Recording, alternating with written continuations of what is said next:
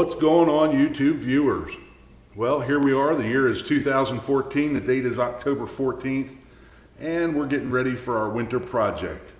The sun's starting to set at around 6:30, so it's time to find something to do in the evenings, and here we go. I think what we're going to be working on this year is Rail Runner number 2. If you've seen my Rail Runner that we built a few years back, you'll notice that one person sits in front of the other person. On Rail Runner 2, we are going to sit side by side. So let's get started. Basically what we have here is a piece of Schedule 40 steel pipe. It measures 14 inches. On Rail Runner, I believe it measured 10 inches. On Rail Runner it was 3 inches. We kept that same 3 inches on the width. On the Rail Runner, we used box tubing to hold it on the track instead of using a conventional style wheel. For this project, we are going to use old saw blades. We're going to cut those teeth off with a plasma cutter. Probably have about an inch all the way around there to hold us on the track. So it's going to be more like a conventional railroad wheel this time. Most of the construction will be with the 1x2 box tubing that will make up my frame, as well as the spokes in our wheels. We did learn quite a bit from Rail Runner number 1. First off, the axle size. I believe on Rail Runner number 1 we used 5/8. The reason we used 5/8 was because we used steel nipples for the hubs of our railroad wheels.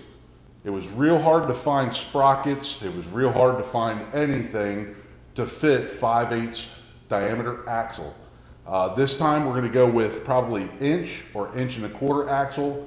That seems to be the standard size for go-kart parts, whether it's the disc brake assembly or the sprocket assembly or the hubs. I'm not sure how we're going to do the hubs on these wheels.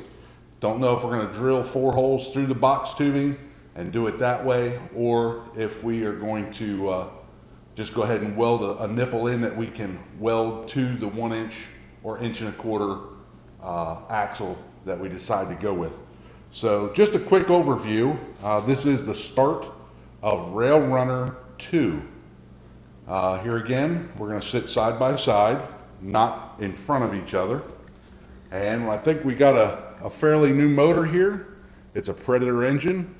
Plus this time we have a little bit of a sheet of flat steel here. We didn't have flat steel the last time. That's one of the reasons that we used the box tubing to hold us on the track, because flat steel was so expensive. A 4-foot by 4-foot sheet of steel was almost $200. So we opted not to go with that, and we used some box tubing to keep us on the track. This time, my dad was fortunate enough to come across some old saw blades. So we are going to weld them onto the back of our wheels and utilize that to keep us on the track. Hopefully, I'll keep you a little better updated on this project than any of the other projects that we've ever done. I'll probably start laying out the hub a little better than what I have there, and we'll go from there. So keep in touch.